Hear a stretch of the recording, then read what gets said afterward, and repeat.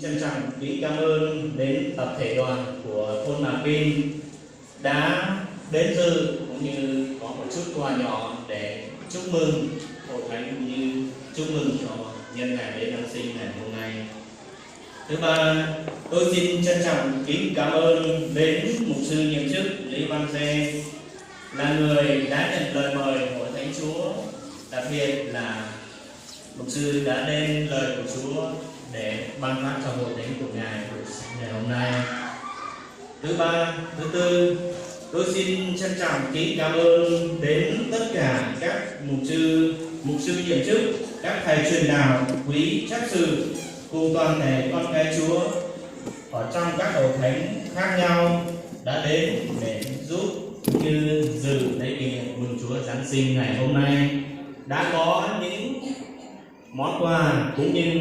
có lời ca tiếng hát để ngợi khen Đức Chúa Trời đã ban tình yêu của Ngài cho chúng ta của lễ kỷ niệm mừng Chúa Giáng sinh ngày hôm nay. Thứ năm, tôi xin trân trọng kính cảm ơn đến ban chấp sự, ban thanh niên, ban ẩm thực cùng toàn thể con cái Chúa trong hội thánh Nà Pin ở tại đây. Cảm ơn tất cả đã dùng những ơn tứ, những ơn Ngài đã ban cho mình để giúp đỡ và chuẩn bị cho buổi lễ kỷ niệm mừng Chúa Giáng sinh ngày hôm nay được thành công tốt đẹp. Tất cả đã dâng lên những bó củi, những bó rau, những sức lực, những tài năng, những trí khôn để giúp cho chuẩn bị buổi lễ chương trình ngày hôm nay được thành công tốt đẹp. Cuối cùng, tôi xin cầu xin Đức Chúa Trời ban ngôi, ban phước trên hết thảy quý vị đại biểu, chính quyền đến từ các cấp. Cảm ơn quý mục sư nhiệm chức, quý thầy truyền đạo, quý chấp sự, quý sinh viên cùng toàn thể con cái Chúa trong và ngoài hội thánh đã đến để dự lễ kỷ niệm mừng Chúa Giáng sinh.